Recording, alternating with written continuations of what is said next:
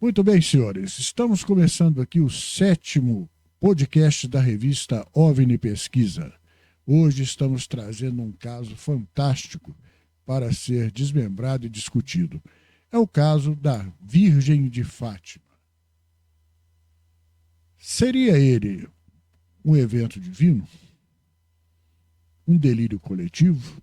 Ou uma intervenção extraterrestre? Vamos passar a discutir isso tudo a partir de agora, mas depois da vinheta.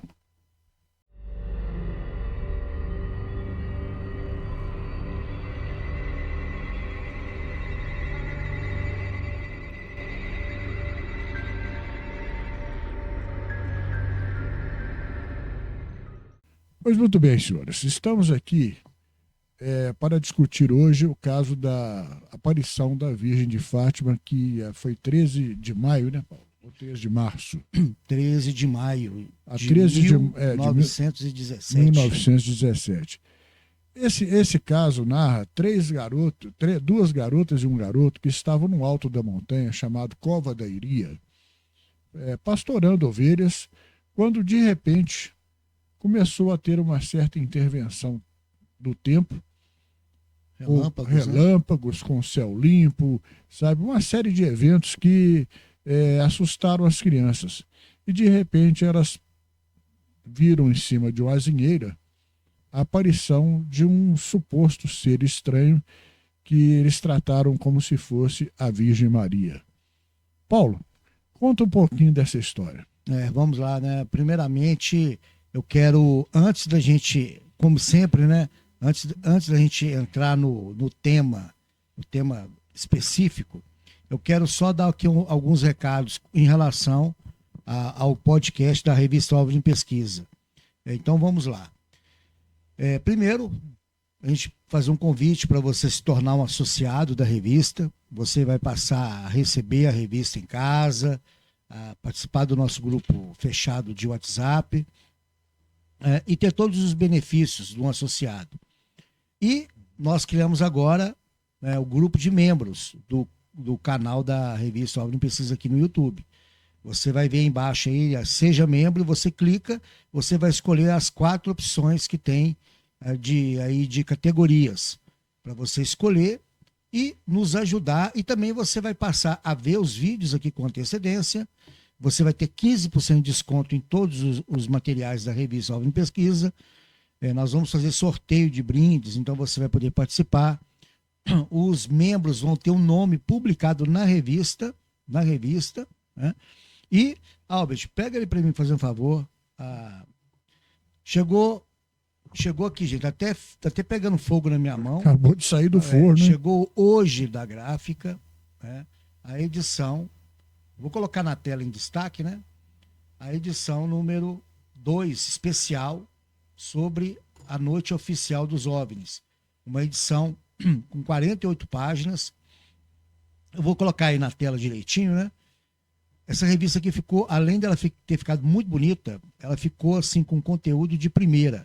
Chegou hoje da gráfica e já tem vários pedidos. Então você que quiser, eu vou colocar aí um videozinho da propaganda que a gente fez da edição especial e vocês vão poder ver o que realmente é essa edição especial. Rola aí o vídeo de apresentação da edição especial.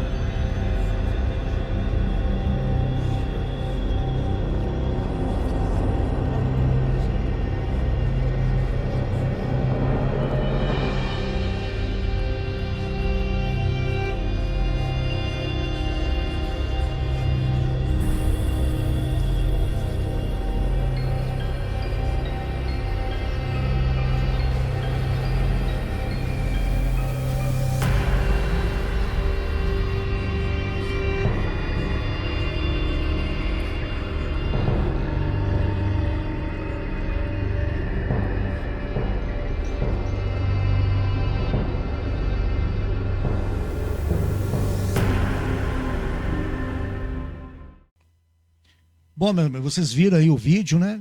De apresentação da edição especial número 2. A primeira edição especial foi sobre os Anunnaki, que já é esgotada, mas quem quiser entra no site que você consegue comprar ainda. E agora o outro recado, que também vai ser rapidinho, é da nossa Expedição Sertão. Vocês vêm acompanhando aqui no nosso canal, né, alguns relatos lá do Piauí, do interior do Piauí. Eu e o Albert e o Luiz Augusto, Luiz Gustavo, né? Eu sempre confundo, né? Luiz Augusto, Luiz Gustavo. Tá vendo? Não é só eu que erro o nome, não. Mas é porque Gustavo e Augusto é complicado. Nós vamos até o Piauí, talvez mês que vem. Nós já conseguimos, pelas doações, praticamente 70% do valor.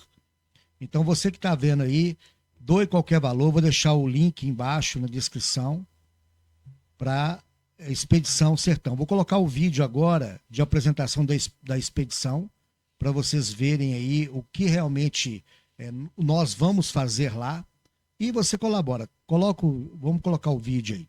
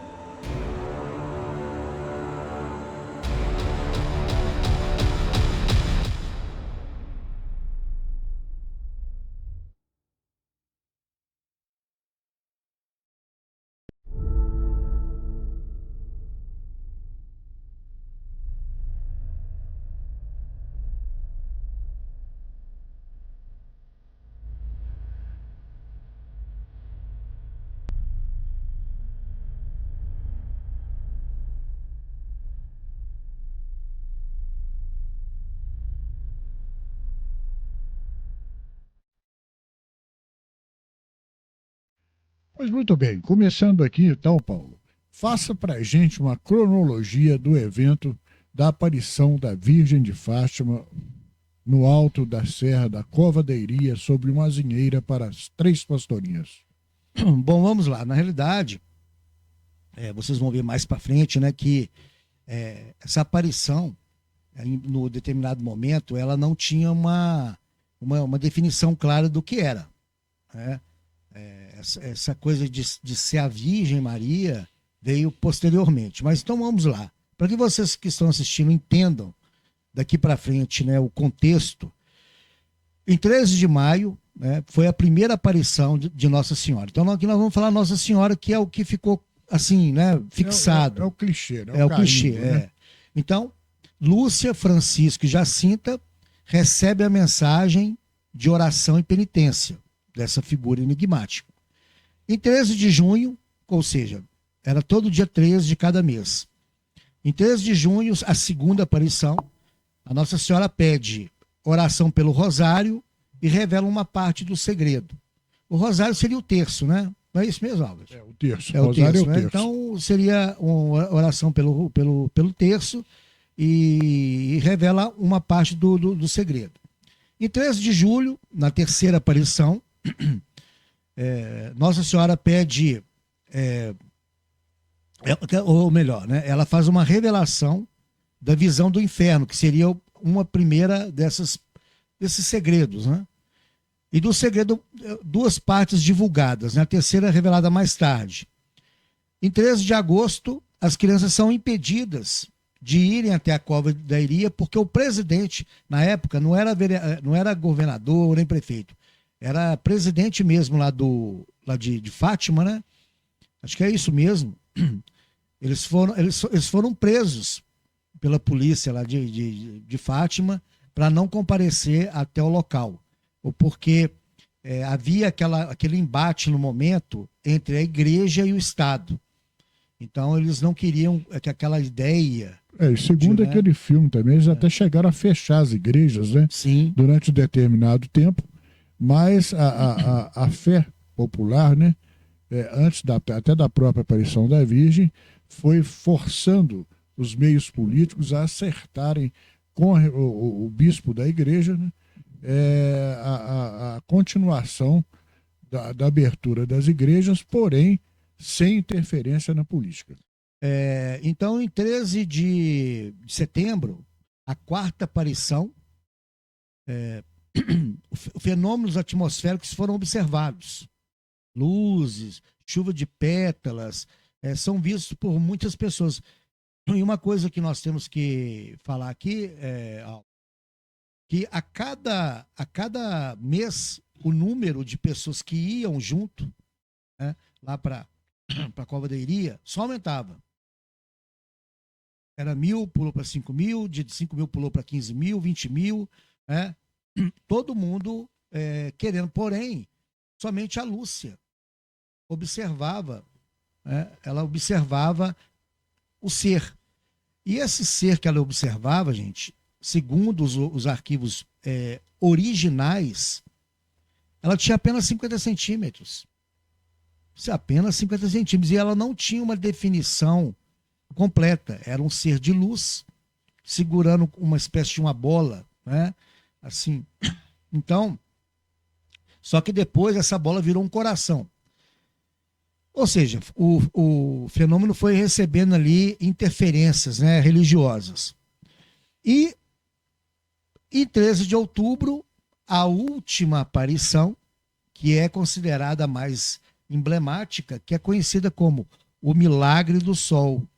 Ô Paulo, antes de você falar do Milagre do Sol, você tem noção de mais ou menos, ou informação de quantas mil pessoas existiam naquela montanha no dia dessa aparição?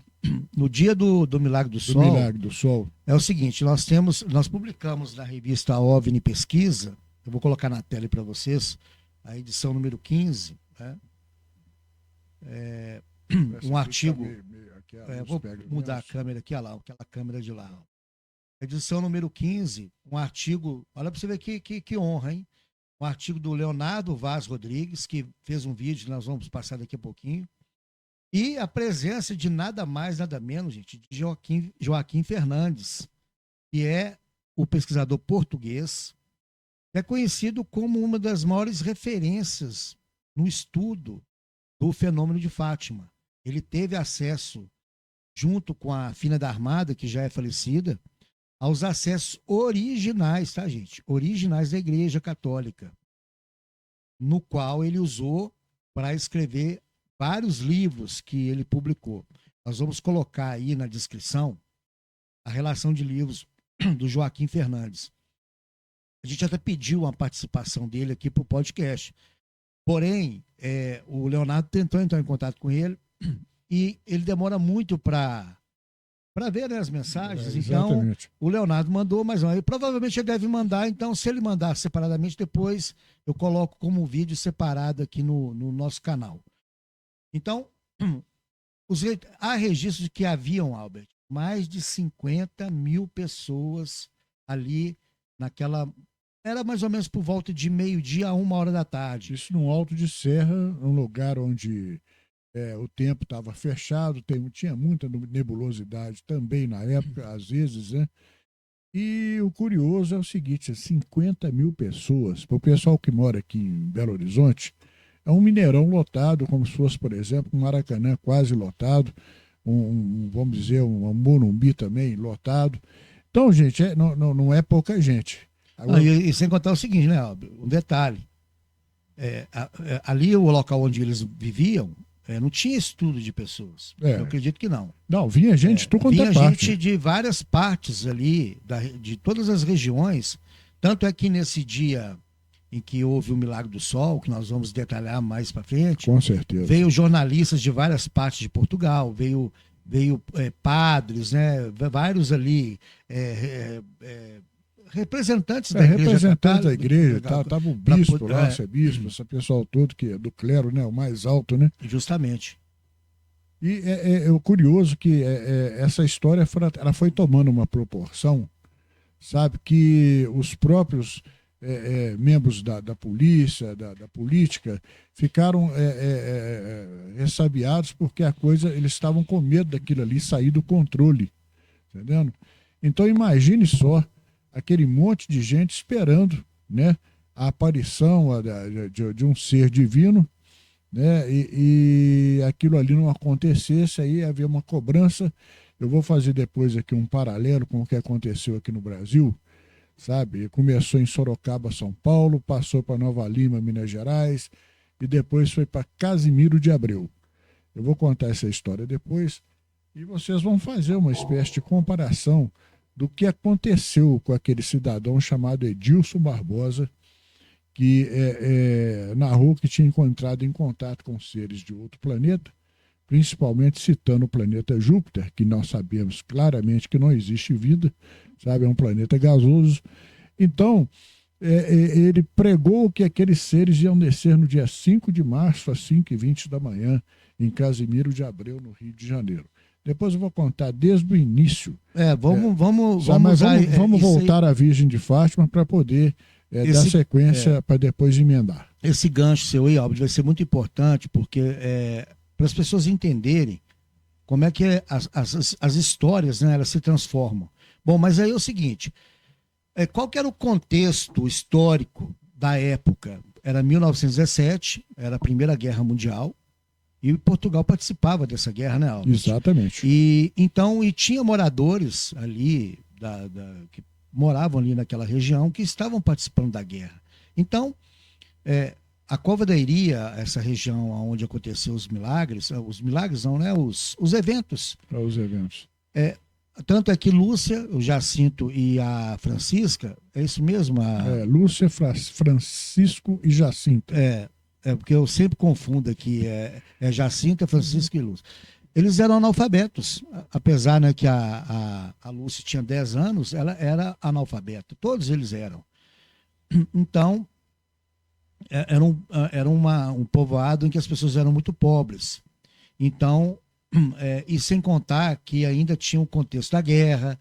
Então, era um ambiente ali em que as pessoas tinham uma apreensão muito grande. E eram pessoas muito devotas, muito católicas.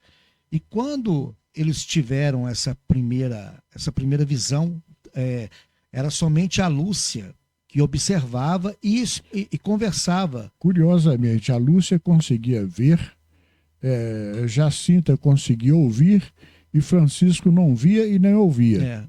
Aí, em alguns raros momentos, eles escutavam, né, a voz dela.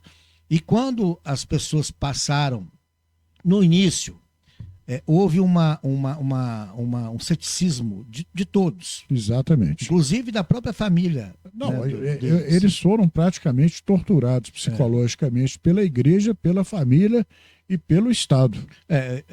Quando eles foram presos acho que foi em julho, né, que eles não puderam comparecer no dia 13, eles foram no dia 16, se não me falha a memória.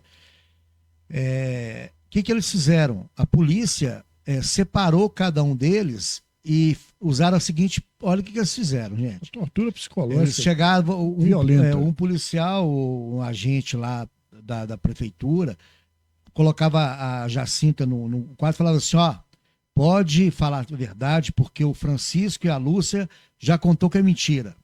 Então você pode falar aí que é mentira, porque senão vocês não vão ser soltos, né? Não, inclusive falavam que se não falasse a verdade, eles iam julgá-los num caldeirão de óleo quente.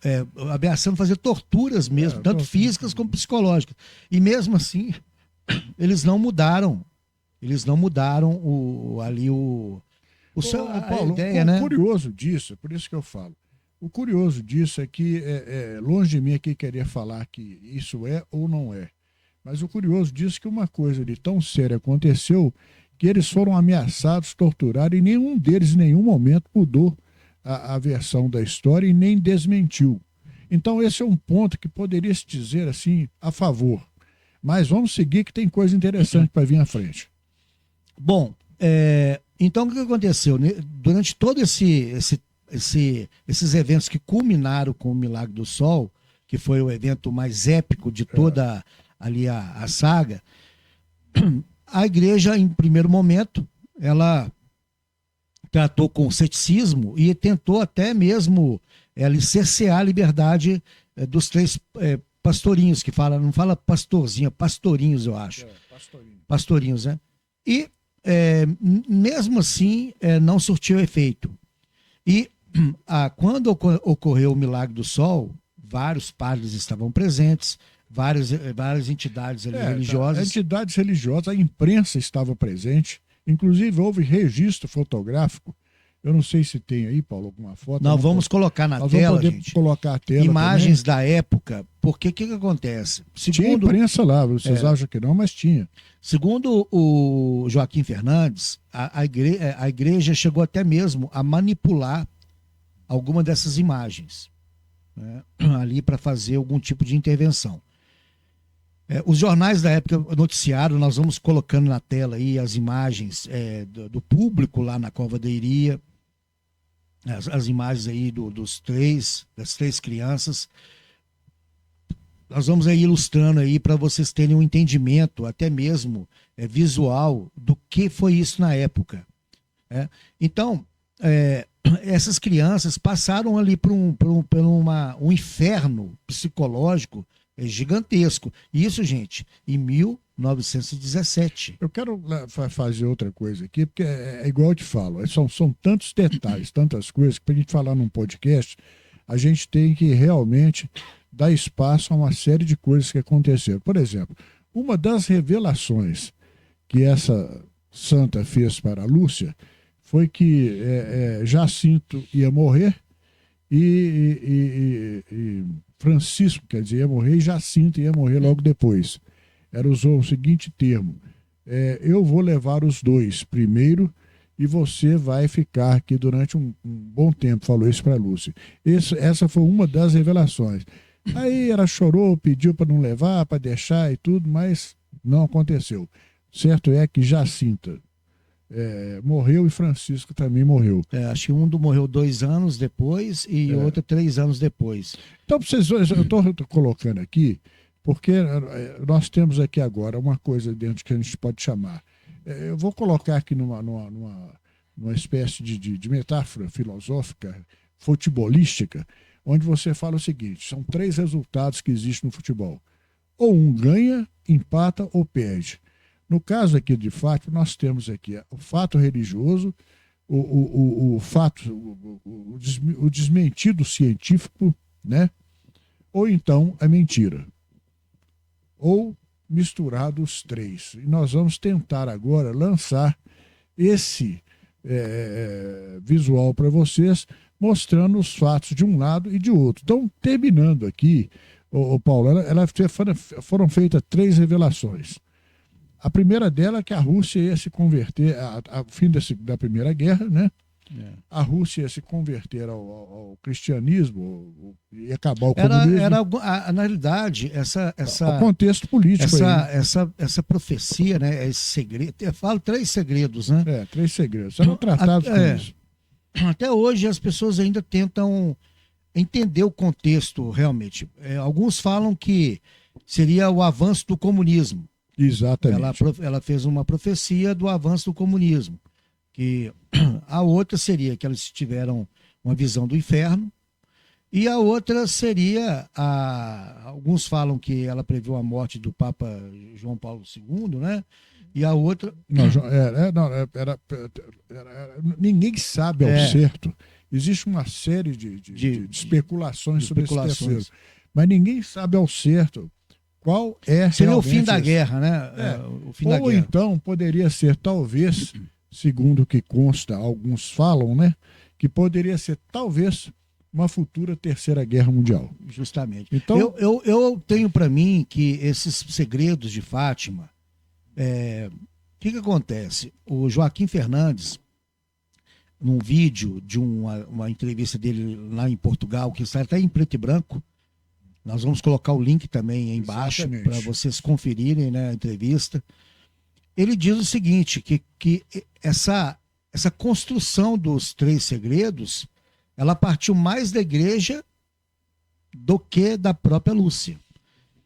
A Lúcia, quando ela foi reclusa, ela foi para o convento, tudo que saía do convento, que era ela que escrevia, passava primeiro pela mão dos superiores da igreja, né? do convento, né? Que eram homens, né? Lógico. E ela estava numa ordem daquelas irmãs descalças, né? Aquelas que ficam trancadas sobre... como é que chama aquele negócio? Elas são proibidas de sair. Então, depois vou lembrar o nome.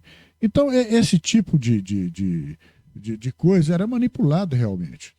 Porque Lúcia não tinha capacidade, na minha opinião, cognitiva, de inventar um monte de coisa que estava ali escrita. Sim, não, e até porque na época, ela era muito nova, 10 anos de idade. Exatamente. Ela não tinha conhecimento nenhum. Então, essa construção de praticamente toda a história em torno de Fátima, de que era Nossa Senhora, de que era mensagens ali com cunho religioso, praticamente foi moldado pela igreja. Mas, de qualquer forma, isso não muda, não tira a importância do fato em si, que uma visão de alguma coisa que eles tiveram. Agora, nós temos que tratar com respeito e com uma certa desconfiança e sobriedade científica do fenômeno que aconteceu ali. Por exemplo, eu sou religioso, sou católico, apostólico, romano, praticante, não só de igreja, faço caridade também. O Paulo já é agnóstico, o Paulo já é o oposto. Então, veja bem, nós estamos tratando aqui com 3 vertentes, igual eu falei. A verdade, a religiosa, a verdade científica ou a mentira, ou os 3 misturados. Aí nós vamos deixar para vocês fazendo o seu julgamento. Mas nunca deixando aqui de falar que, quando você mexe com a fé, com o contexto popular da crença, vocês vão ver que lá em Portugal, depois disso, até hoje, existem romarias assim, de milhares e milhares e milhares de pessoas todo ano indo para lá, e muitas delas alegando que foram agraciada com milagres. Sim. Então, por exemplo, isso não acontece só aqui. Paulo, vamos lá, onde mais no mundo acontece isso? Não, na verdade, eu vou falar aqui um pouquinho mais para frente, que essas observações que são classificadas de observações marianas, exatamente, elas ocorreram em várias partes do mundo. Em várias partes do mundo. E a Igreja Católica, para vocês terem uma ideia, existem registros de mais de quase 2.500 aparições marianas. Porém, a Igreja Católica, o Vaticano, reconhece apenas 12 como sendo... nós temos...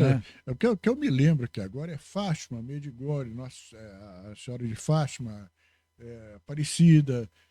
Guadalupe. Aqui tem uma lista. Aqui eu citei 5. Aqui, pode ler aqui. Tem uma turma aí. Vai lá. Nossa Senhora das Graças, Nossa Senhora do Laos. Aqui tem um país, né? Nossa Senhora de Guadalupe foi no México, em 1531, olha para você ver, no século XVI. Nossa Senhora do Laos, que foi na França, em 1718. Nossa Senhora das Graças, que foi na França, 1830. Nossa Senhora de La Salette. Na França teve 1, 2, 3, 4 aparições marianas na França. Exatamente.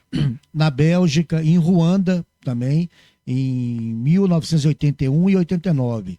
Então, aqui ó, Em algumas listas, chega a detalhar 16, a 12 a 16 aparições. Porém, a igreja realmente, ela classifica, né? Até no Japão. Inclusive, um detalhe é o seguinte, tem aqui Ruanda, Egito, no Japão, porém no Brasil não existe nenhum relato, nenhuma aparição mariana no Brasil, né? Existe o achado da imagem de Aparecida, né? Justamente. Por pescadores que depois se converteu naquele imenso santuário, né? Que eu já fui lá, muito bonito. Eu também já estive lá, realmente espetacular. Então, quer dizer, quanto à parte religiosa, eu acho que nós já completamos e já dissemos, vou repetir mais uma vez, não se trata aqui de nenhum tipo de desmistificação desrespeituosa a respeito do assunto. Nós estamos tratando aqui de uma coisa que pode significar muito para um lado e para outro. Não vamos mexer na fé de ninguém. A coisa é realmente digna de uma reflexão científica e religiosa. Mas o problema todo é o seguinte, o milagre do sol, ele, na minha opinião, é o seguinte, os acontecimentos em Fátima, eles têm dois momentos. Um, que é o surgimento desse ser luminoso, e o outro é o milagre do sol. Por quê? O milagre do sol, o contexto dele foge completamente aquilo que você iria imaginar de uma aparição mariana. Exatamente. Por quê? O que aconteceu no dia 13 de outubro? As pessoas estavam ali, mais de 50 mil, vocês vão ver imagens aí que eu vou colocar. Então, a Lúcia pediu a Virgem Maria, né, a Maria, para dar algum sinal. Não, foi o seguinte, a santa a que estava ali falou que ela iria dar um sinal, sabe, na próxima aparição, porque Lúcia pediu realmente, né, que o povo estava pedindo. Então, o que aconteceu? Gente, imagine uma cena, 50 mil pessoas a mais ali no alto daquela serra. O pessoal vinha de tudo quanto é parte de Portugal para chegar até aquele local. Eles subiam uma montanha que não era fácil, era chão para burro. Então, quando chegava lá em cima, você imagina naquele dia que ia ter a tal da prova, né? Da aparição da santa, muitos imaginavam que iriam ver a santa. Então, o que aconteceu? Chegou num ponto, num determinado horário, que o povo começou a ficar inquieto. O povo começou a querer cobrar a aparição da santa, e a santa ficava conversando com Lúcia até que chegou num ponto que começou a haver um burburinho e parecia que ia haver uma certa invasão. O pessoal ia pegar aquelas crianças e chamar de mentirosas, e o que era mais ou menos o que o pessoal da área política queria, entendendo? Desmistificar completamente o fenômeno e causar ali um caos, né, para desmontar a Igreja Católica naquela região, que era plano deles. Né? E o que aconteceu nesse intervalo? O Sol teria girado, pulsado, mudado de cores, ele fez uma aproximação, as pessoas falaram que o Sol aproximou delas. O que é impossível pela ciência. Né? Todos sabemos disso. Mas, Paulo, você sabe que esse negócio do Sol aproximar me faz lembrar um pouco o contexto da ufologia. Você vê que a claridade foi tão grande. Então, quando a gente pega um caboclo da roça aqui que fala assim, a luz acendeu em seu inimigo e clareou igual o dia. Isso foi mais ou menos o que aconteceu ali. Entendeu? Então, aquele pessoal que começou a cobrar, de repente começou a ter uma ventania. Você vê o vento aí, todos os eventos que poderiam estar presentes também numa aparição ufológica. Não estou dizendo que não, tá? Estou só fazendo comparações aqui. Então, de repente, fala que o Sol aproximou da Terra. Como estava muito nublado, o céu não aparecia, então, de repente, você vê aquela bola, aquela coisa atrás das nuvens se aproximando. Claro que não era o Sol. Mas a crendice, a visão da época, né? Que a ignorância sobre a ciência em relação à astronomia, não permitia aquelas pessoas, vamos dizer, admitir que aquilo ali seria outra coisa. Agora, aí nós vamos entrar numa série de embates aqui agora para comparações. Mas aí, Paulo, continua. Não, mas aí tinha carros lá no local que alguns tiveram para-brisa estourados pela aproximação do sol, né? Que nós sabemos que não é o sol. Né? E as pessoas estavam molhadas, as roupas ficaram secas, né? Devido ali aquele calor, né? Aquela radioatividade, talvez, não sei. Então, o que acontece? E muitos relatos de objetos mesmo, objetos em formato de disco. Pessoas viram objetos voadores não identificados. Existem relatos. Só fazendo uma pausa aqui, Paulo, você conhece algum caso naquela época, em 1917, em relação à ufologia, o disco voador? Não, as pessoas relataram mesmo ali objetos, né, em formatos clássicos, né, de disco voador. E, obviamente, a ciência tentou ali justificar o milagre do Sol, dizendo que eram fenômenos atmosféricos, halos solares, parélio, ou seja, quando são fenômenos ópticos atmosféricos, né, causados pela refração e reflexão da luz solar em cristais de gelo em nuvens altas, que era o que ocorria no momento. Né? Agora, você veja, por exemplo, que o assombro da fé popular, né, fez com que gente ali, se vocês pegarem, eu vou até dar a dica de um dos filmes, né, que foram feitos, foi o Milagre de Fátima, em 1952. É muito bom esse filme. É um que narra assim, mais fidedignamente o que estava ali, entendendo? Mas sem nenhuma interferência científica ou religiosa. Eu acho que aquilo ali foi o filme mais fidedigno, né? Vamos dizer assim. Mas tem também aqui, eu estava falando aqui, que os cientistas tentaram dar uma explicação científica para aquelas observações de mais de 50 mil pessoas, né? E tem um parélio, que é um tipo de halo, é um círculo, né? Brilhante, que ocorre quando os cristais de gelo se alinham, criando a ilusão de sóis extras, né? Ali aparece outros sóis. Aí também eles cogitaram que seria uma ilusão óptica coletiva, uma sugestão psicológica de massa, e algumas que tiveram essas visões de luzes porque, segundo os cientistas, elas ficaram tanto tempo ali olhando para o sol, na esperança de ver algum milagre, que elas começaram a ter como diz, né, ver essas luzes, mas que, na realidade, era um efeito ali nocivo do sol. Porém, essas explicações científicas para o milagre do sol, na realidade, elas não explicam, elas não dão subsídios realmente para que a gente bata um carimbo. Por quê? Porque não havia ali apenas crentes, né, Albert? Exatamente. Havia ali pessoas querendo desmentir o fato. Jornalistas que fotografaram. Porém, as fotos, gente, e filmes, talvez, da época, são muito ruins. Né? Foi em 1917. Você lembra daquelas máquinas de filme plano, que você tinha que preparar a exposição dela e realmente segurar no dedo, contando determinado tipo de tempo, para você soltar e ali obter uma imagem a mais nítida possível. Uhum. Infelizmente, ou felizmente, não era o que se tinha na época, conseguiu documentar alguma coisa, e nós vamos mostrar aqui, já deve estar passando aí alguma das fotos, né, para vocês terem uma noção do que era. Então, teve também relatos de uma substância que na ufologia nós falamos de cabelos de anjo. Exato. Também foi relatado uma espécie de uma fibra, né? Uhum. Uma fibra branca que caiu. Parece uma pipoquinha, uma coisa assim em formato de uma pipoca, mas que vai se dissolvendo. Aconteceu o caso com o professor Uve aqui foi no Hospital da Baleia, né? Que ele chegou a levar para casa.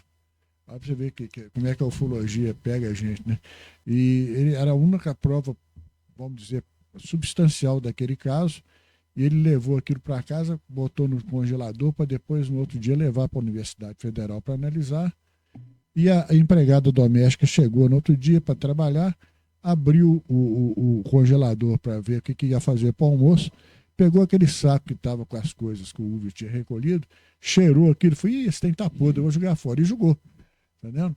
E de fato, não, a prova do Uve foi embora, mas é isso aí, o cabelo de anjo é outro fenômeno que justamente.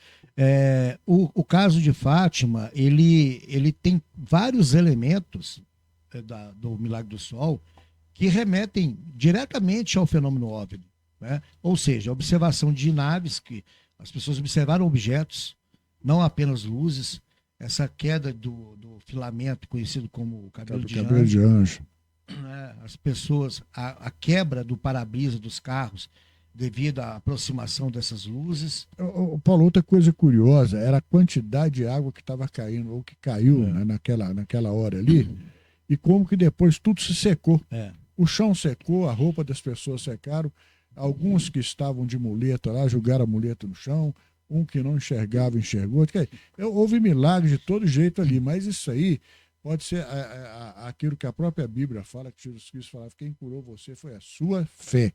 Justamente. Então, é preciso que se coloque tudo isso aí na mesa para discussão, porque o Joaquim Fernandes, né, a Fina da Armada, o que o Paulo está me falando aqui, que eles nunca em nenhum momento falaram que aquilo ali tinha alguma coisa a ver com disco voador e seres extraterrestres. Não é isso, Paulo? Justamente.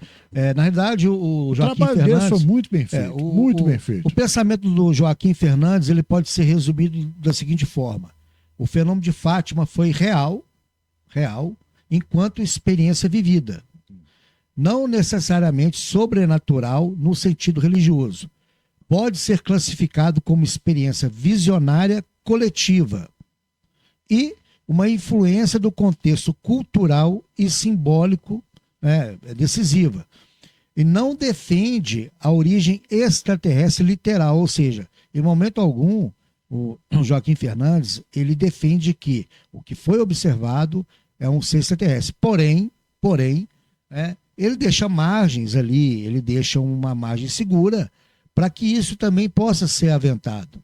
O Paulo, ainda tem uma coisa, que da mesma forma que nós fazemos paralelos sobre as pirâmides, por exemplo, que eles não viriam lá do planeta deles para vir aqui construir catacumba para faraó e outras coisas mais, nós podemos colocar isso aqui, por exemplo, se fosse realmente um fenômeno extraterrestre, que diabo que extraterrestre é esse que ia descer em cima de uma azinheira, vestido de branco, que era o que a Lúcia falava, mandando o pessoal rezar o rosário, entendendo? E fazer penitência. Com qual objetivo esse ser vindo lá de onde que ele veio, sabe, ia explorar esse tipo de coisa. Então, isso é outra coisa questionável. Então, falar que é extraterrestre, realmente... aí na realidade, a história ufológica, a casuística ufológica, sempre nos remete a casos. Por exemplo, nós temos o caso aí do Tasca, caso além do Imbornal ali, do Baipendi. Caso Baipendi. Eu esqueci o nome dele, o Arlindo Gabriel. Arlindo Gabriel, o caso Tasca, o caso que pessoas receberam mensagens. Exatamente. Aí, até uns montes. Né? Vou ir lembrando aqui. Se a gente for ver no contexto ufológico, foram vários casos em que pessoas receberam mensagens e que, se você for olhar o pé da letra, realmente são... Se você olhar aquele caso mesmo do Hospital da Baleia, se você não voltar aqui amanhã, a uma determinada hora, nós vamos sequestrar sua família. Então, quer dizer, existia termos até de ameaça. Justamente. Mas você vê que o rapaz, em nenhum momento, né? Ele teve medo realmente, mas ele falou só, vou enfrentar isso chamando a polícia. Agora, naquela época, já foi o contrário, a polícia estava lá. O jornal estava lá, cientistas estavam lá e o povo também estava lá.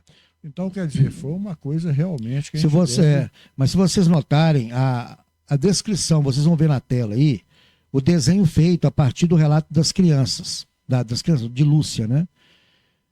E se você realmente parar e perceber, não tem nada a ver com a figura de Maria, né? De Virgem Maria. Não remete diretamente. Essa construção de que aquela imagem era Maria foi feito ali ao longo do tempo. Posso te dar mais um exemplo? Pode. Aqui na Serra do Cipó, ali perto da Vargem Grande, tem a história do Santo Antônio Menino ou do Santo Antônio Pequenininho, que em 1934 um ser luminoso foi visto saído de uma fenda no alto da serra e ali foi dado o nome de Santo Antônio Pequenininho. Foi construído uma capela ali em cima, às duras penas, por uma pessoa que tinha um problema, né, Paulo? Um problema físico, que depois foi até, veio a ser curado, se não me engano, pela a fé que ele teve naquele ser que ele chamava de Santo Antônio, sabe? E aquela capela até hoje existe romarias para lá. Aí, todo Albert, ano. aqui, gente, eu vou mudar a tela aqui, eu vou colocar na tela aí, o Invasores número 1 e o número 2, todos os dois falaram sobre esse relato. Vou voltar aqui, aqui, Albert, vai falando aqui que eu vou localizar a página aqui. O caso do Santo Antônio Menino, ou Santo Antônio Pequenininho, ele é um caso que passou a abranger toda aquela região. E pessoal de todos os lados. Tem uma foto aqui no livro de uma romaria. Não vou colocar na tela aí. Não precisa mostrar, não, que não vou colocar na tela. Mas a qualidade também já não está boa. Então, na tela ficaria melhor. Lê só a legenda aí da foto aí. O que acontece? Esse caso, ele é muito interessante da gente ler, Albert. No alto da Capelinha, na Serra da Vargem Grande, Baldim, Minas Gerais, a romaria é realizada todos os anos em virtude da observação do lavrador José Rodrigues, que está aqui de terno preto, né? Filho de Lúcio Rodrigues. Ele foi quem viu esse ser. E ali construiu essa capela. O Paulo, inclusive, nós temos uma foto recente que nós fomos lá, mas infelizmente nós tivemos uma época que estava tendo aqueles fogos, né? Incêndios nas montanhas, né? E o fogo estava se espalhando. E nós fizemos tudo para dormir lá aquela noite. Inclusive, esse vídeo dessa expedição a Joana, eu recomendo que vocês vejam, porque mostra a gente indo até lá, nessa capelinha, que foi construída em homenagem ao Santo Antônio Pequenininho. Eu vou fazer aqui um breve resumo do que foi esse mito criado em torno do Santo Antônio Pequenininho. Bom, gente, o caso do Santo Antônio Pequenininho, ele é um caso muito interessante, que já saiu na revista Alvo de Pesquisa, vou colocar na tela aí, a gente contando essa viagem que a gente fez até Joana, e nos 2 livros, Os Invasores. O que é vou colocar a história, a lenda, né? Em 1935, se não me falha a memória, o lavrador, né? Como é que é o nome dele, Albert? Deixa eu memorizar aqui. Você sabe por quê, gente? Vocês podem até achar assim, o Paulo tá ficando velho, né? Não. É porque aqui em Minas, é assim, 90% dos lavradores que a gente entrevista chama José. É José ou Antônio. Então, assim, a maioria aqui, ó, José Rodrigues. É isso mesmo, aqui, ó, José Rodrigues.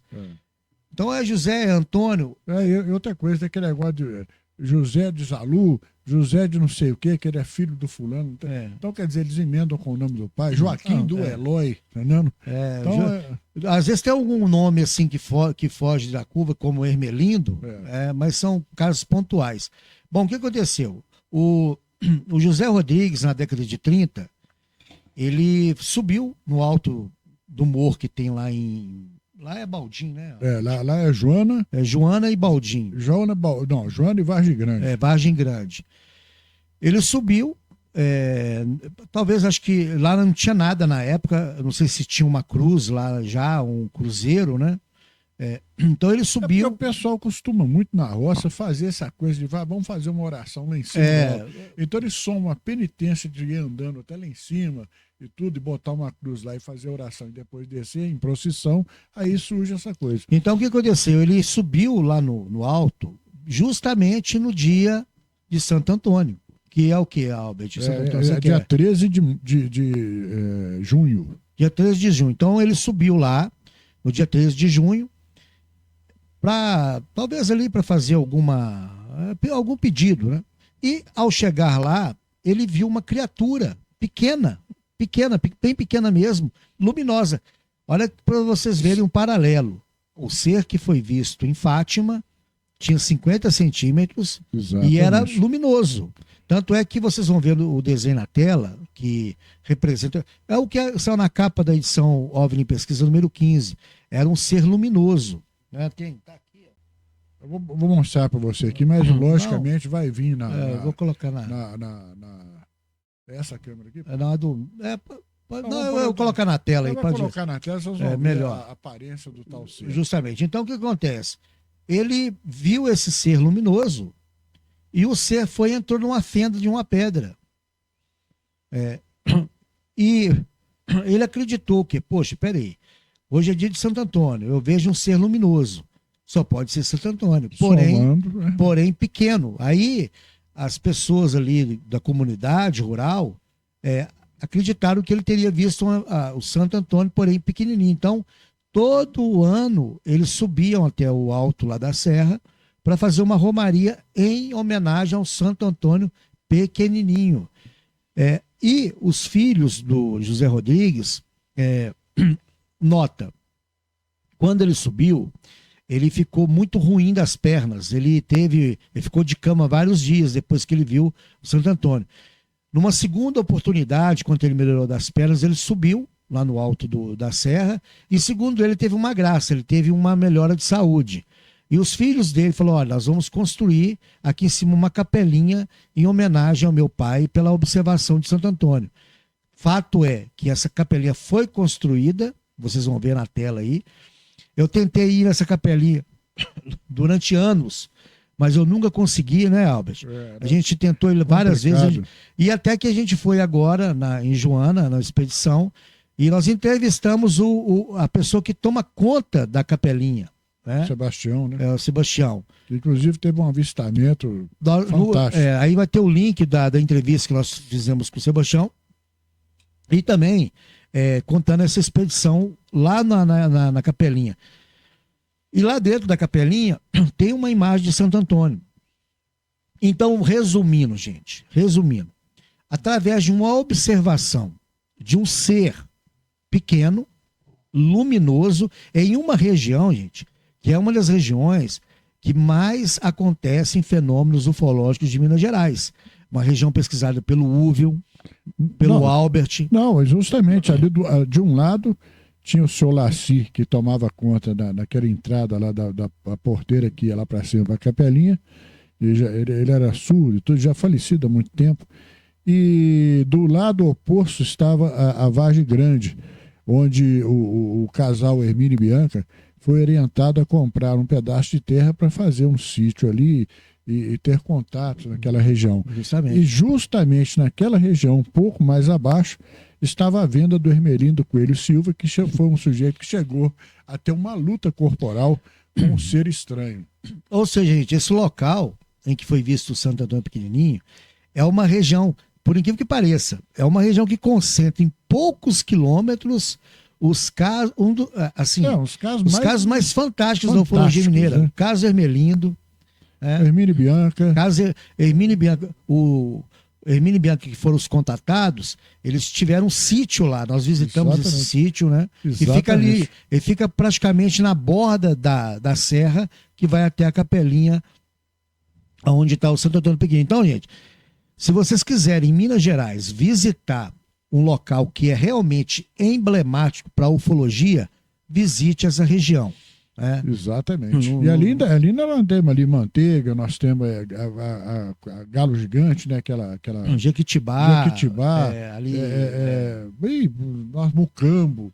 Enfim, nós temos a infinidade de vilarejos ali próximos uns dos outros, que são realmente lugares onde o povo praticamente todo já viu alguma coisa estranha. E não foi luzinha pequena, não. As coisas passavam rasante a casa das pessoas. Como o caso do Sica, que é um produtor de tomate, que viu a coisa, ele correu da coisa, ficou preso numa vala até a coisa sumir, e ele correu para casa. Quando ele chegou em casa e tudo e tal, tomou um banho e tudo, jantou.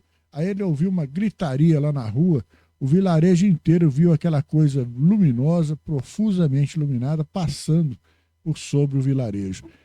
Essa imagem, se hoje tivéssemos celulares, seria gravado um espetáculo, viu? Que realmente todo mundo até hoje conta isso lá com bastante saudade até, de tão bonito que foi. Mas, o Albert, interessante desse contexto em relação ao Santo Antônio Pequenininho é como esses mitos ufológicos, isso é o trabalho do Antônio Faleiro, que é interpretar o folclore, essas visões ufológicas que acabam se convertendo, por exemplo, lá no norte, Matita Pereira, no Nordeste, outras lendas, tem o Saci Pererê, as lendas indígenas, né? Nossa Senhora, isso é o que mais tem. E aqui também no interior tá lotado, né? Isso aí é Buiúna, Fogo Corredor, a Mulher de Branco. O Faleiro tem um trabalho espetacular chamado Discos Voadores no Folclore Brasileiro. Eu aconselho vocês a buscarem isso aí na internet, vocês vão ter esse trabalho dele. Então, voltando aqui ao milagre de Fátima, né? O milagre não, o evento de Fátima e o milagre do Sol, muita coisa foi divulgada na imprensa durante todo esse tempo. Então, se você entrar na internet hoje digitar Fátima, Cova da Iria, 1917, vai aparecer, gente, uma avalanche de informações. E muitas dessas informações, vindas até da própria igreja, elas são erradas. Elas não têm um embasamento, né? E, por exemplo, o que foi dito durante todo esse tempo que não é verdade? Então, eu fiz uma coletânea, é o seguinte, a igreja reconheceu Fátima como prova científica, ou seja, isso é mentira. Então, ela não reconheceu. Até hoje, a Igreja Católica nunca reconheceu Fátima como sendo um fato concreto, né? O Vaticano confirmou a origem extraterrestre. Já vi sites aí ufológicos dizendo o seguinte: o Vaticano confirma que a visão de Fátima era um ser extraterrestre. Mentira. Isso é falso. As crianças enriqueceram com o evento. Falso. Tanto é que Jacinto e Jacinta e Francisco. Jacinta e Francisco, um morreu. 2 anos e outro 3 anos depois. E Lúcia foi enclausurada. Foi enclausurada. Então, a família deles morreram, lógico, todo mundo, né? Porque Lúcia morreu muito, muito velha. Ela morreu em 2005, gente. Só pra você ter E ideia. ela foi canonizada em 2017. Bom, houve fotografias nítidas do Sol girando. Se você entrar na internet, vai ter muitas fotos do Milagre do Sol, mas a maioria são fraudes ou manipulações. Então, na realidade, não existem fotos, sim. Você vai encontrar, inclusive, recortes de jornais, como você vai ver na tela aí, sobre o evento. Todos viram exatamente a mesma coisa. Por incrível que pareça, gente, tinham mais de 50 mil pessoas, mas os relatos variavam. Um viu um objeto, outro viu só a luz, um escutou um barulho de zumbido, o outro não escutou nada, um viu pétalas cair, o outro não viu. Ou seja, aí que entra... Tem uma coisa, você imagina onde estava a Cova da Iria, lá em cima, vinha descendo ali a montanha, aqueles que estavam lá embaixo estavam vendo coisas completamente diferentes. Quer dizer, era realmente uma posição completamente oposta daquilo que estava vendo na região onde estavam os 3 garotos, as 2 garotas e o garoto. Então, isso aí remonta que aquela coisa de quem conta um ponto aumenta um ponto, até esse negócio chegar lá embaixo, sabe? Várias outras coisas poderiam ter sido narradas, estavam acontecendo e não era verdade.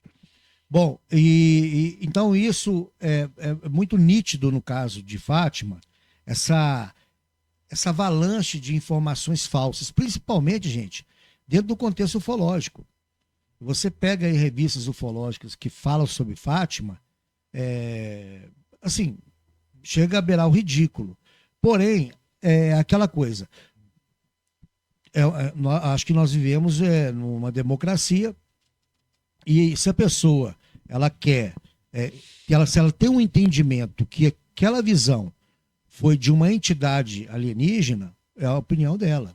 né? Então, mas porém vários pesquisadores se omitem de realmente cravar.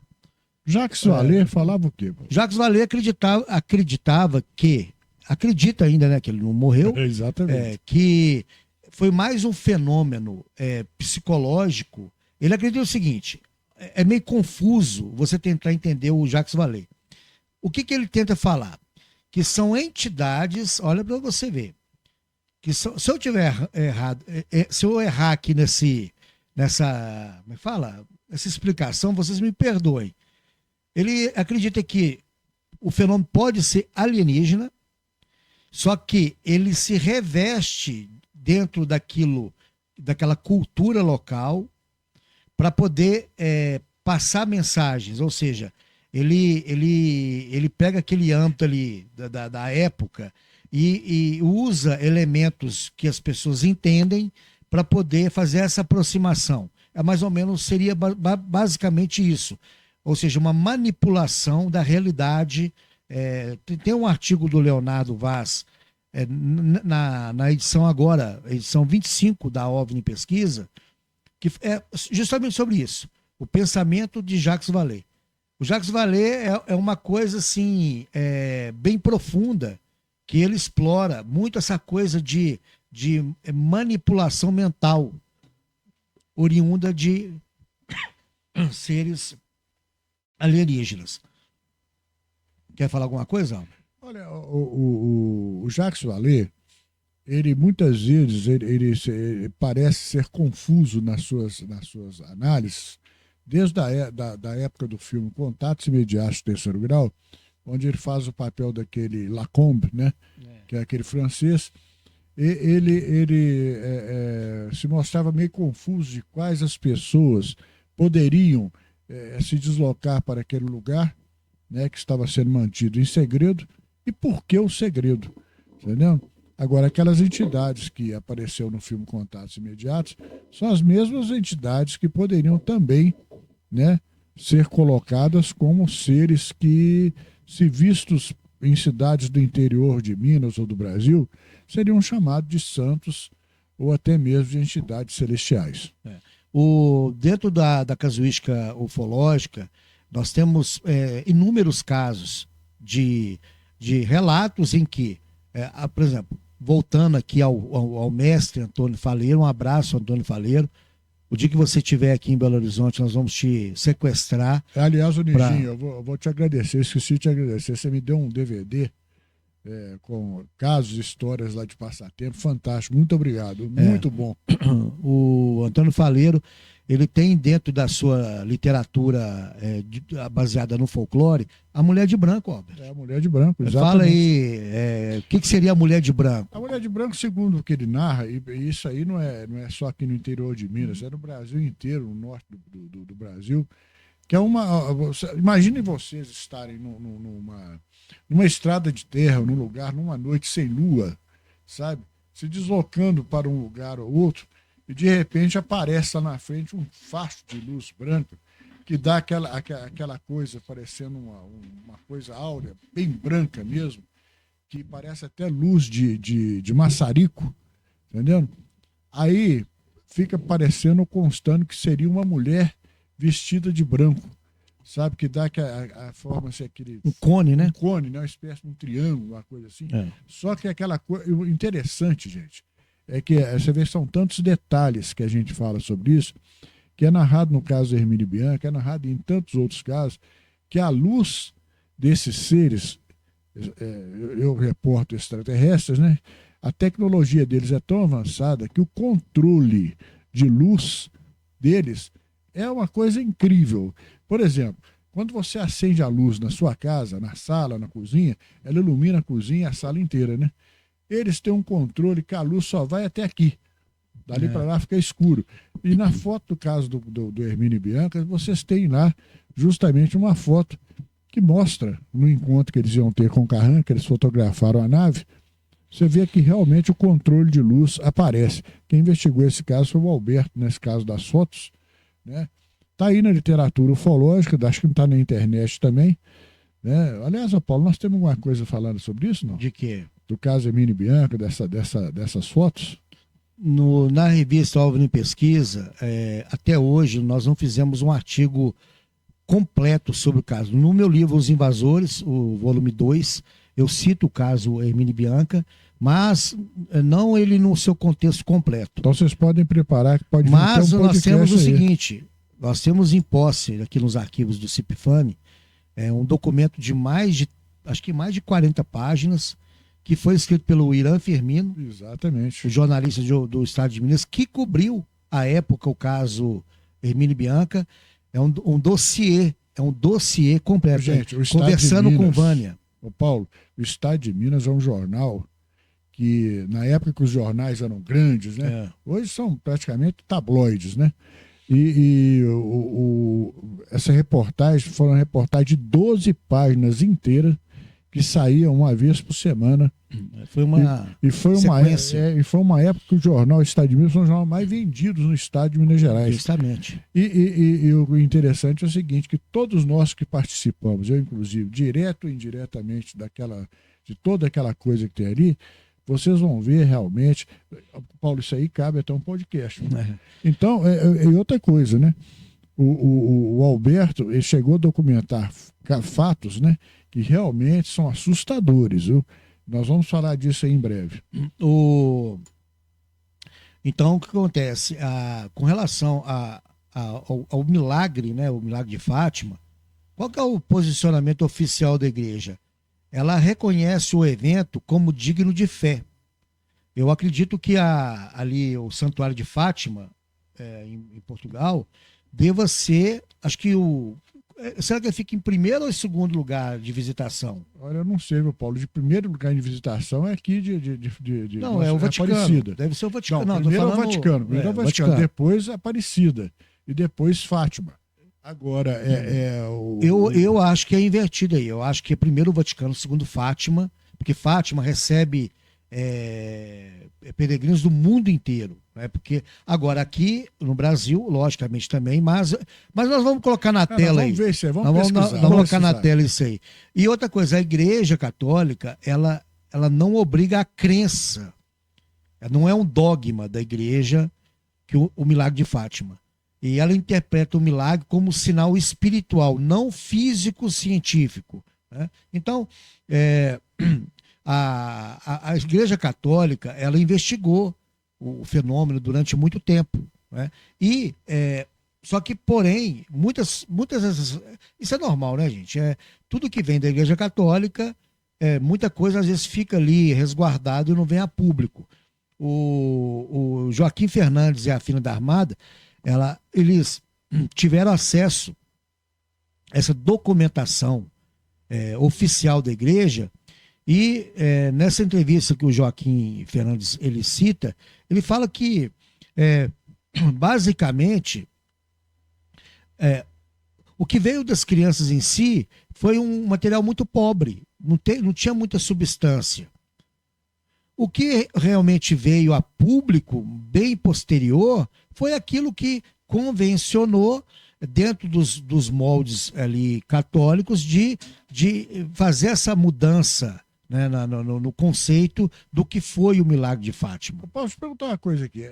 Esse livro da Fina da Armada e como é que é o nome do Joaquim Fernandes. Joaquim Fernandes, ele ainda se encontra à venda ainda? Sim. Pois é, o nome dele qual que é? Na realidade, tem vários livros, vários. Eu vou colocar na tela aí alguns deles. Eu acho que o Milagre de Fátima, tem vários. Agora aqui de cabeça eu não vou lembrar. Tem um livro dele, quer ver, que está até aqui na matéria. Aqui, ó. Autor de As Fátimas Interditas, As Aparições de Mariana, não reconhecidas pela Igreja Católica em Portugal. E ele é coeditor da revista anual Consciências, editado pela CETEC da UFP. Tem um livro dele chamado Segredos Celestiais, a história oculta do incidente em Fátima.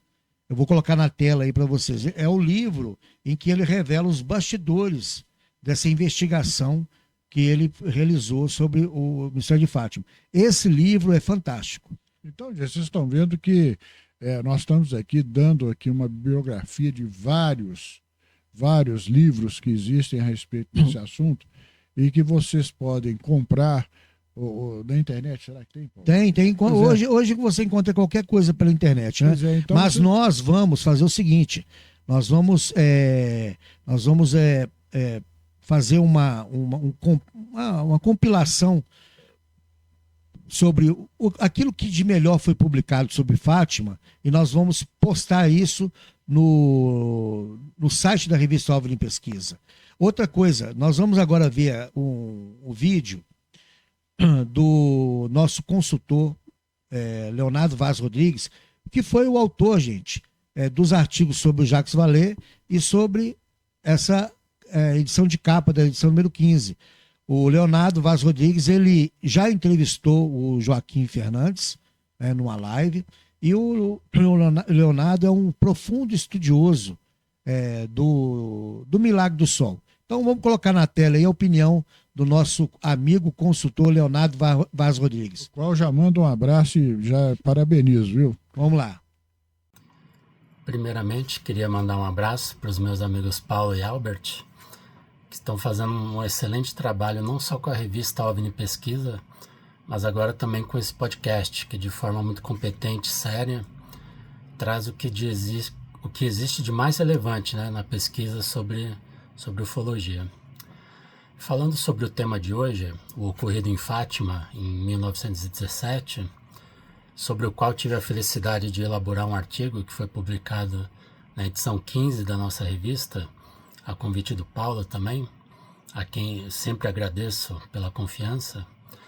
Se trata de um caso que muitos estudiosos consideram o mais grandioso de todos os tempos, em termos fenomenológicos, seja sob o ponto de vista religioso ou mesmo ufológico. Hoje em dia, com a divulgação de várias obras sobre o assunto, a gente pode questionar a verdadeira natureza daqueles eventos. Mas é interessante notar que por muitos anos o caso permaneceu exclusivamente no terreno dos assuntos religiosos. Então foi em 1958, o Jung já havia sugerido que os relatos de OVNIs tinham alguma semelhança com as visões coletivas de Fátima. E em 62, no livro Os Extraterrestres, de autoria de Paul Misrach, um músico francês que se interessava por religiões e ufologia, ele também relaciona o milagre de Fátima à moderna casuística ufológica. E posteriormente o pesquisador Donald Hanlow elaboraria melhor essa questão também. Mas assim, quem de fato popularizou essa ideia na ufologia foi o Jacques Vallée. Ele teve contato com esses dois autores, e principalmente em 1975, quando ele lança o The Invisible College, ele aprofunda a relação entre Fátima e os OVNIs, deixando bem clara a existência de padrões presentes na casuística ufológica, além de incluir o caso na própria teoria dele sobre o que são os OVNIs. Então, em primeiro lugar, o Vallée coloca os fenômenos ufológicos dentro de um espectro maior da chamada paranormalidade. O fenômeno indicaria que o nosso conhecimento a respeito da realidade é limitado.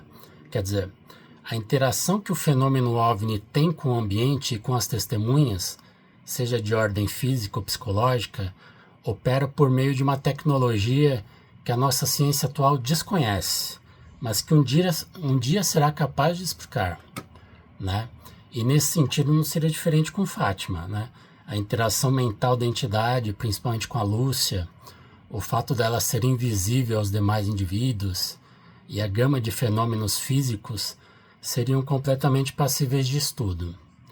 E em segundo lugar, o Vallée nunca tratou Fátima ou qualquer outro caso como prova de visitação extraterrestre. Ele entende que se trata de um fenômeno que interage com a humanidade, sobretudo em um nível simbólico, produzindo efeitos psicossociais ao longo dos anos, como mudanças de comportamento, novas crenças. É um fenômeno que se adapta à cultura da época, influenciando o folclore e a religião dos povos. E nós temos também o estudo feito pela Fina Darmada e pelo Joaquim Fernandes, que lançaram uma série de obras sobre o assunto a partir da década de 80. E aí realmente se trata de uma contribuição bem grandiosa, que trouxe elementos inéditos para analisar o caso. Eles pesquisaram os primeiros interrogatórios feitos pela igreja aos 3 pastorinhos e outros documentos históricos que não eram conhecidos pelo grande público.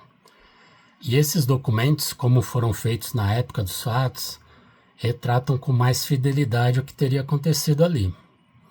Acontece que esses autores descobriram que esses relatos originais eram diferentes da versão que foi difundida pela igreja posteriormente. E acho que essa é uma das grandes contribuições desse estudo, porque realmente o que é descrito nesses relatos é um evento que se aproxima bastante dos padrões encontrados nos casos ufológicos. E isso também é aprofundado nesses livros, né? Então fica claro que houve uma apropriação forçada da Igreja Católica que acabou transformando um evento anômalo em um milagre religioso, alterando ou omitindo informações para que os fatos se encaixassem dentro de seus dogmas. Enfim, o caso de Fátima talvez seja o episódio ufológico mais impressionante de toda a história. Acho que muita gente tentou explicar o que aconteceu ali de forma racional, falam em histeria coletiva, sugestão psicológica, fenômenos atmosféricos raros, ilusão de ótica, enfim. Claro que a gente deve considerar todas essas explicações, mas parece que por enquanto elas são insatisfatórias. Fátima ainda continua sendo um desafio tanto para a ciência quanto para a própria religião. Leonardo, como sempre, cirúrgico, grande Leonardo, obrigado aí pela participação, pela honra de você estar aqui, e praticamente nós compactuamos aí com a sua observação, que eu acho que é a observação de todo ufólogo científico perante o fenômeno de Fátima. Com certeza. Inclusive, eu ainda vou satisfazer esse sonho, porque eu também quero ir a Portugal e vou até lá também para colher a minha visão pessoal do fenômeno. Não só como pesquisador ufológico, como também católico, que assim eu sou. Né? Eu participei do programa lá na Rádio 98, que nós tivemos lá durante mais de um ano, né? Foram 100 programas. E um dos programas que eu fiz lá, que foi um dos que deu mais ibope, foi quando eu falei sobre Fátima. E aí teve aquela avalanche de comentários, né? Tipo assim, até a gente querendo nos processar. Porque, vocês são hereges, vocês estão blasfemando. Gente, vamos fazer o que nós estamos falando aqui é aquilo que já foi publicado em vários livros, em várias revistas. Tanto gente, que não é consenso nem da Igreja Católica. Exatamente. Por exemplo, nem a Igreja Católica, praticamente, ela assina embaixo dizendo que o fato, ele realmente foi um fenômeno físico ali. Ela ainda tem uma reserva em relação ao caso. Se a própria Igreja Católica, ela ainda tem apesar de ter canonizado, né, a irmã Lúcia, então não existe essa coisa de blasfêmia. Você fazer uma análise de um evento que foi um fenômeno físico, 13 de outubro de 1917. Pessoas viram objetos voadores não identificados, luminosos, houve uma aproximação de objetos, houve fotografias desses objetos, pessoas viram filamentos caindo do céu, e também houve alguns milagres. Esses milagres, apesar de que não foram bem documentados. E aquela coisa do milagre, a gente estava conversando aqui, eu e o Albert, antes de começar o programa, ele se reside basicamente na fé. Às vezes a pessoa pode estar olhando ali por uma sombra, uma luz na parede, só que se ela imaginar que aquela luz na parede é uma visão de Maria, Paulo, é a fé que cura. Eu vou citar para vocês aqui alguns exemplos, né? Recentemente, assim, nos últimos 15, 20 anos, em São Paulo, por exemplo, quantas casas no interior de São Paulo ali não narravam, aqui no interior de Minas também, não narravam que viram a santa chorando. Justamente. Sabe, uma série de acontecimentos que realmente levavam aquela comoção pública. Aí o sujeito chegava lá, o padre chegava lá com um pesquisador, não sei, e ficava provado que aquilo não era nada de extraordinário, Mas as pessoas só falam assim, não, eu quero acreditar nisso. Aquela foi coisa que o Uwe falava, o I want to believe, né? Eu quero crer nisso. Então, esse tipo de coisa é um negócio perigoso. Perigoso porque pode estar ali incrustado mais a fé do que a verdade. Seja lá como for, né? Acontece. Eu vou citar um caso que agora, eu não sei se o Paulo terminou aqui, mas eu vou falar sobre um caso que aconteceu. Não, pelo contrário, a intenção do nosso podcast sempre é cruzar temas que são polêmicos, que né? são quer dizer, cruzar temas que tem ali uma conexão dentro daquele assunto. Ou seja, nós estamos falando aqui de criações de mitos, de manipulação de massas, ou seja, tudo aquilo que envolve essas aparições. Vamos lá. Pois é, eu vou reportar isso aqui para vocês para terminar fechar isso aí. É um caso que aconteceu no Brasil, começou em 1979, bem antes do Congresso, aliás, 1978, bem antes do Congresso Internacional de Ufologia, feito em Brasília pelo general Moacir de Mendonça Uchoa. Um sujeito chamado Edilson Barbosa, no Rio de Janeiro, afirmou com tanta certeza e convicção para pesquisadores que seres de um outro planeta estavam marcando um encontro com ele para levar um grupo de pessoas para um alto de serra em Sorocaba, São Paulo. Veja bem, dia 5 de março, às 5 da tarde, esses seres iriam aparecer. Aconteceu que ele foi lá com um grupo de mais ou menos 30, 40 pessoas, então não teve assim grande repercussão, mas a maioria dessas pessoas místicas, esotéricas e por aí afora, ele falou assim, houve alguma coisa que eu não sei dizer o que é, eles vão me falar depois. Aí, passado um tempo, no dia 5 de março do outro ano, foi diferente aí, às 5h20 da tarde, aqui próximo a Nova Lima, esse sujeito narrou que esses, veja bem, jupiterianos, esses seres vinham de Júpiter. Nós sabemos que Júpiter não tem vida. Nós sabemos que Júpiter é um planeta gasoso. Não tem menor condição de abrigar a vida ali, ser de espécie nenhuma, pelo menos inteligente. Mas ele jurava de pé junto que esses seres falavam com ele que eles eram de Júpiter.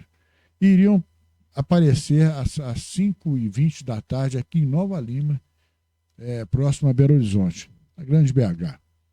Bom, lá naquele alto estavam pesquisadores, inclusive o Uwe Brant Arecha estava no meio, né?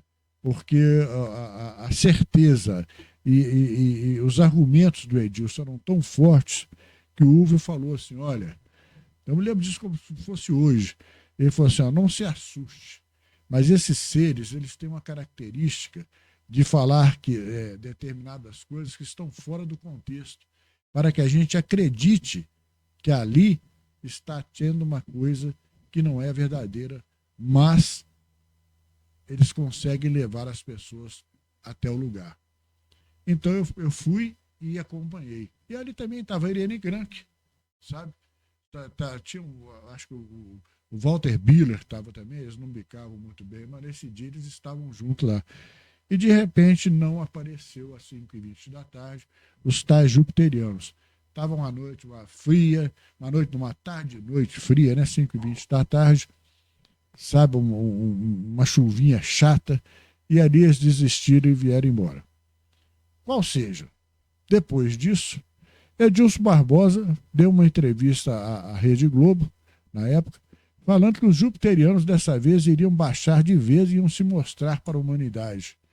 E que podia se preparar porque a aversão ia ser muito forte, mas muito forte mesmo.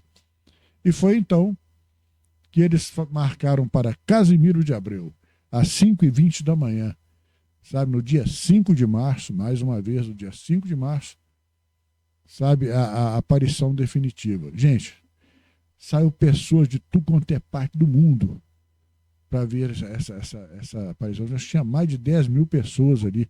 Então você via, por exemplo, um rapaz entrevistando, você de onde que é? De onde argentino e tal, via no México e tal, e foi assim, sabe? O outro falava que vinha da Inglaterra, outro da Áustria, era gente de tudo quanto é parte do mundo. sabe? Sem contar aquele hipismo que existia na época, pessoal todo montuado lá para aquele alto. Gente, era uma coisa terrível. Lógico, falei, eu não vou lá, porque o próprio U falou comigo, cara, não vai não, que é fria. Então eu fiquei em casa, né? Quando foi às 4h30 da manhã, meu relógio despertou, eu levantei, liguei o rádio e estou lá tentando sintonizar a Rádio Globo. Quando foi às 5h20 da tarde, acontece o fenômeno. A Globo entra no ar e sai aquela manchete. O Globo no ar. Disco voador não desce em Casimiro de Abreu. Ah, rapaz, mas aí, Paulo... Aí foi aquele negócio, eles queriam bater no Edilson, queriam matar o Edilson Barbosa, sabe? Eles tiveram que retirar ele de lá urgente, sabe? E isso aí, sabe, chegou um ponto que logo depois que baixou a poeira, o Úvio entrevistou, como psicólogo que também eu era, entrevistou o Edilson Barbosa e uma pergunta que ele fez para o Edilson foi: Edilson, o que aconteceu? Ele virou para ele e falou assim: professor, eu só vou dizer uma coisa para o senhor. Doido eu não sou. Eu não sei por que eles fizeram isso comigo. Aí o Uve lançou a tese dele dizendo o seguinte, que nessa época a ufologia estava tomando um pedestal científico tão sério, mas tão sério, que deveria ter alguém para desmoralizar e desbaratar isso aí. Então o que foi feito? Fizeram isso aí.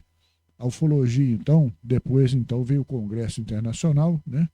E vários outros congressos Brasil afora, pesquisadores do mundo inteiro estavam aqui, Heineck, Jacques Vallée, Brisley Paul Trash, enfim, mas eram vários e vários e vários. Então, fizeram essa covardia com a ufologia e a ufologia caiu no buraco de sempre. Agora nós estamos aí com outro exemplo. Eu juro que eu não vou falar esse nome, mas não tem jeito. O caso Varginha está aí derrubando a ufologia mais uma vez. As pessoas temam em afirmar que ufologia, disco voador e seres extraterrestres só existem se aceitarem o caso Varginha. O que eu não vou fazer, porque aquilo ali é uma falácia. Mas vamos lá, Paulo. O caso Varginha, nós já fizemos um programa anterior aí, que a gente já desfiou o rosário sobre isso. Bom, interessante aqui do Joaquim Fernandes, esse livro Segredos Celestiais, a História Oculta. Ele fala que pela primeira vez eles mostram como a igreja, aqui, ó, o prefácio do livro, né? Como a igreja moldou nossa visão moderna do incidente de Fátima e obscureceu seu verdadeiro significado, como o primeiro grande caso de encontro imediato do século XX. Segredos Celestiais é o volume 2 da trilogia Fátima, né? Eu vou deixar na tela aí, gente, na descrição aqui embaixo, o e-mail do Joaquim Fernandes, para quem quiser entrar em direto contato com o autor e requisitar suas obras. E aqui no artigo do brilhante Leonardo, que acabou de dar sua opinião aí, tem uma parte que é interessante, que eu quero ler para vocês, né, porque não tem como eu memorizar isso tudo aqui, ainda mais hoje em dia, né, Alves? A memória já foi embora há muito tempo. Ele faz uma observação bem interessante aqui, que eu vou ler. No cerne dessa sequência de aparições marianas, impera um sujeito, protagonista, a criança, infante ou pré-adolescente no raiar da puberdade. Esse leque de sujeitos contatados compõe a legião etária preferida dos visitantes de algures, entre os 6 e 12 anos, com algum predomínio do elemento feminino. Circunstancialmente, esse limiar poderia recuar aos 3 anos. Segundo atesta a experiência de uma menina da localidade de Bordinheira, Concelho de Torres Vedras, em julho de 1940, em Portugal. Pelo meio-dia, quando brincava sozinho numa eira. Uma eira seria o que, Albert? Não sei. Vamos ver o que é isso, né? Deve ser... Vamos ver. Diferente do problema do português brasileiro de Portugal, é isso. É porque esse artigo, gente, foi escrito pelo Joaquim Fernandes. Então, algumas palavras ele colocou ali, né, no português de Portugal. Bom, mas vamos lá. Ela estava brincando sozinha numa eira, foi confrontada durante 3 dias consecutivos com a visão de uma senhora. de mais alta do que ela e que vinha a descer gradualmente envolta numa névoa como um clarão aonde estava a entidade. Tinha uma cara muito bonita, mas não sorria, parecendo que vinha a descer e depois parava. Os seus lábios não mexiam, mas a menina ouvia como se o som viesse de fora. Essa entidade que pairava no ar e desaparecia subitamente, identificou-se como sendo Nossa Senhora da Paz e queria que cantasse e rezassem para acabar com a guerra. Uma curta visita que demorava o tempo necessário para ela exprimir aquela sentença. Então, assim, a maioria desses relatos marianos envolve o quê? Crianças, na qual os seus relatos geralmente carecem de maiores detalhes, porque, convenhamos, gente, como é que uma criança naquela época, né? Porque as crianças de hoje em dia, elas já têm um recurso cultural, né? Um repertório. Tecnologia também na mão, né? Já tem um repertório cultural muito maior do que uma criança da década de 40, e principalmente da década ali de 1917. Então, essas crianças às vezes chegavam com um relato e os humanos, os adultos, né, faziam ali uma tradução do que seria aquilo. E a gente sabe muito bem como é que funciona essa coisa, gente, de boatos, lendas e mitos. Como é que essa coisa ganha proporção. O Albert citou aí o caso Varginha. As pessoas, às vezes, entendem totalmente equivocadamente a nossa posição. Aquilo que a revista OVNI Pesquisa já tem sobre o pensamento sobre Varginha já foi publicado na edição número 22. E, por incrível que pareça, aquilo que foi publicado na edição 22 em 2024 foi aquilo que foi mostrado pelo documentário da Rede Globo. Então, Varginha, basicamente, é uma história que ela ganhou ares de crença. Por que crença? Por quê? Como é que funciona a ciência? Se um ufólogo científico descobre que um caso que ele pesquisa, aquele caso, ele tem elementos que são fraudes, qual que seria a reação natural de um ufólogo científico? De rever os seus conceitos em relação àquele caso, ou às vezes mesmo arquivar e abandonar o caso, dando ele como encerrado. Porém, não é o que nós vemos aí com alguns elementos envolvidos no caso Varginha, que querem perpetuar o mistério, querem perpetuar ali a lenda, o mito, né, o acobertamento que, em tese, não existe. Você conhece aquelas histórias no interior, Paulo, de histórias de assombração? Sim, é o que tem o que mais tem aqui, né? Você vê, por exemplo, que essas histórias vêm sendo passadas de pai para filho, sabe? E essas histórias vão se perpetuando, né? Então, quando a gente vai a uma cidade do interior, muitas vezes você vê contar, por exemplo, que a gente faz uma fogueira aqui, não tem nada a fazer à noite, então o pessoal senta aqui em volta da fogueira e começa a contar casos, né? E fazer lembrança de coisas que aconteceram contadas pelos nossos bisavós, passaram para os avós, para os nossos pais e chegaram a gente aqui hoje.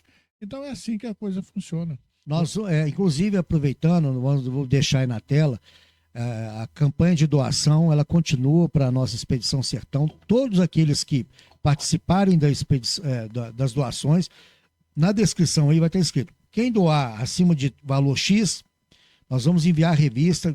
Já enviamos várias revistas já para as pessoas que doaram.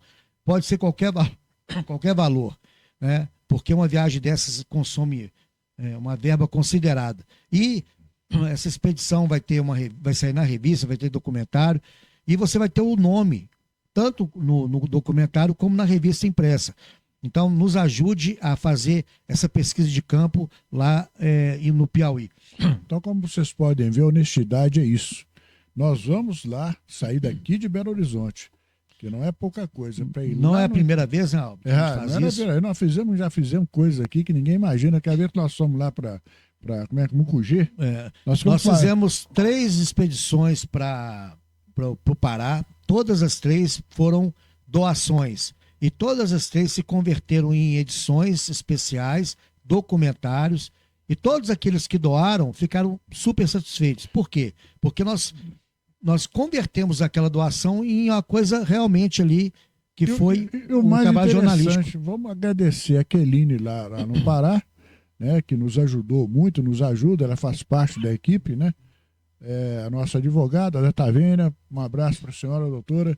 E também nós temos o Ivano Neto, né? O Ivano Neto. Lá na Bahia, que também nos ajudou demais na viagem que nós fizemos lá para Mucugê. Justamente. E quem sabe um dia nós podemos até fazer... Um abraço também para ela em Paraguaçu, lá de Mucugê. Eu não tive a sorte de conhecer, mas um abraço. Inclusive, esse vídeo está sendo visto primeiramente pelos membros do canal e só no outro dia que vai ser aberto ao público.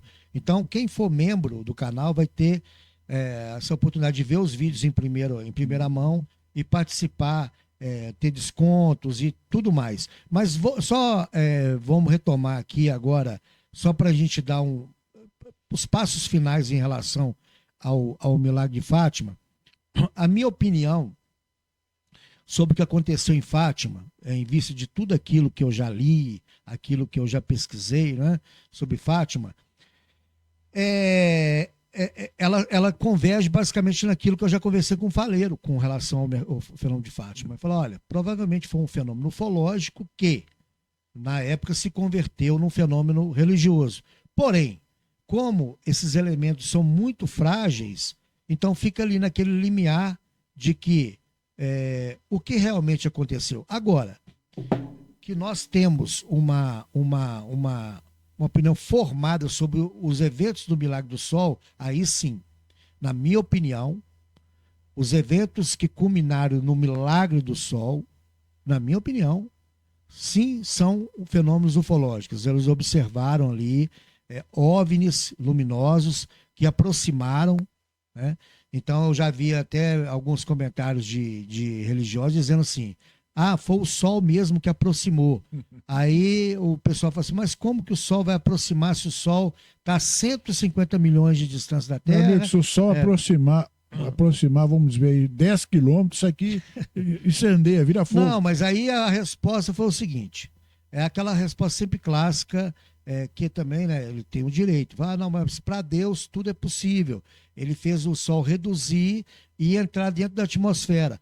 Porém, se isso realmente fosse fato, esse fenômeno ele teria sido observado em outras partes e outra. Se o Sol tivesse aproximado ali da Cova da Iria, ele deixaria de ser visto em outras partes do mundo. Não, aqui, por exemplo, no Brasil, o Sol ficou no mesmo lugar. Justamente. Então não teve nenhum tipo. Então isso não era o Sol. Não era o Sol. Então, por mais que os religiosos tentem criar essa narrativa, então é o seguinte, o caso Fátima, na minha opinião, ele em si, ele encerra no dia 13 de outubro, apesar que Lúcia teve uma outra observação, acho que alguns anos depois, e então, na minha opinião, esses eventos que culminaram no Milagre do Sol, vocês estão vendo aí imagens, né, e tudo mais, eu aconselho que vocês vejam o filme que o Albert citou, Milagre de Fátima, de 1952. Nós vamos deixar o link, tudo aí na descrição.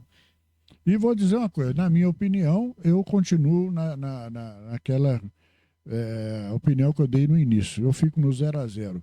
Para mim pode ter tido alguma coisa, que eles viram alguma coisa, sabe?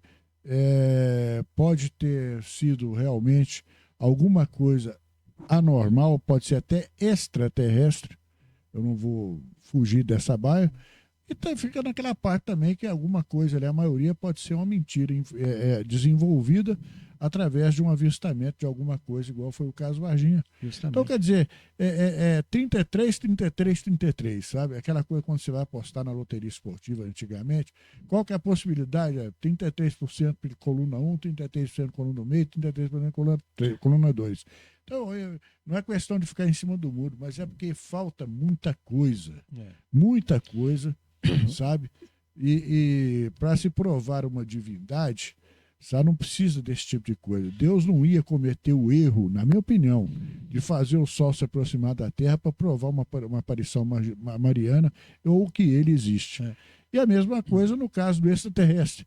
Eu não vou aqui também falar que o cara saiu lá do planeta dele para pousar em cima de uma azinheira e mandar as meninas ficar rezando o rosário, pedir penitência e parará, parará. Então você vê que... Quando as pessoas estudam o Milagre de Fátima desapaixonadas ali em relação à religião, se você, por exemplo, lê sobre Fátima apenas livros ali católicos, né, aquilo que... você vai ter aquela visão da igreja. Exatamente. Agora, se você fala assim, poxa, deixa eu fazer aqui uma investigação sobre o que aconteceu. Aí você não vai procurar, gente, não é livros ufológicos, não. Você vai simplesmente ler aquilo que foi publicado nos jornais, aquilo que tem em vídeos, pessoas que viram o fenômeno, ainda muitas pessoas que deram entrevistas vivas, né, tem na internet, que relatam a observação desses objetos. Então, se você fizer você mesmo uma investigação, ou seja, uma análise do fenômeno, desapaixonado da religião, você vai ver que realmente a coisa muda um pouquinho de figura. Porém, é aquela coisa, né, Albert? A pessoa que é religiosa, tendência dela assim, ela não adianta. Eu tenho amigos que são pastores, que são evangélicos. Eu tenho um amigo que, para ele, a Terra tem 10 mil anos e nada que você possa apresentar para ele vai mudar a ideia dele. Então, assim, gente, aqui nós da revista Pesquisa, da OVNI Pesquisa... Eles falam, por exemplo, fala do dilúvio. O dilúvio aconteceu... aconteceu lá. Porque aqui no Brasil não teve dilúvio nenhum. Então, assim, a religião é uma coisa, assim, a ciência é outra, e a gente que milita nessa área da ufologia, a gente está sempre ali encostando em uma e outra, dentro da investigação. Por isso, Paulo, para encerrar, eu quero agradecer a vocês que tiveram a paciência de estar com a gente até agora, e da agora para frente, nós vamos parar com essas coisas e vamos mirar naquilo que está acontecendo lá na região norte, nordeste, noroeste do Brasil e no estado de Minas Gerais. Nós vamos buscar casos novos e casos pretéritos, casos antigos que aconteceram e que são de alta relevância, que é isso que nos move, isso que nos faz... A revista OVNI Pesquisa, gente, praticamente toda a edição da OVNI Pesquisa, ela sempre sai uma pesquisa de campo. Eu e o Albert, nós somos pesquisadores de campo. Nós estamos aqui fingindo que somos apresentadores. Podcast. Né? Por isso então, nós somos muito criticados. Mas é que é detalhe, né? Nós fazemos uma coisa dentro do nosso conhecimento. Então, o pessoal critica, porque o Paulo fez isso, porque o Albert fez aquilo. Mas, gente, nós não somos youtubers, né? Nós não... a gente está aqui pedindo para as pessoas se inscreverem. Por qual motivo? É porque, como nós temos apoio do grupo de associados, inclusive um abraço a todos do grupo de associados, né? Não vou citar o nome de um não, porque depois fala, você falou meu nome, não falou o nome do fulano, não falou o meu. Mas todos os apoiadores da revista, né? Um abraço a todos. E o que acontece? Nós, eu e o Albert, nós somos pesquisadores de campo. Praticamente, nos dois livros, são baseados em pesquisas que nós vamos ali em expedições. E a criação do podcast, qual que é o objetivo? É o canal crescer, você que está vendo agora que não é membro, se tornar membro ou se inscrever, compartilhar os vídeos. Por quê?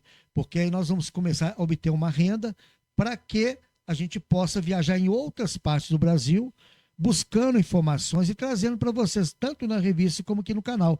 Ou seja, então a gente não está aí pedindo se inscreva, dê o like, apenas para fazer ali, entrar na modinha, mas para dar substância ao nosso trabalho e continuidade a esse projeto, que é um projeto sério, que é considerado um dos mais sérios do mundo na ufologia. E para terminar agora de vez, eu vou trazer mais uma vez uma coisa aqui que pode ser novidade para poucos, né?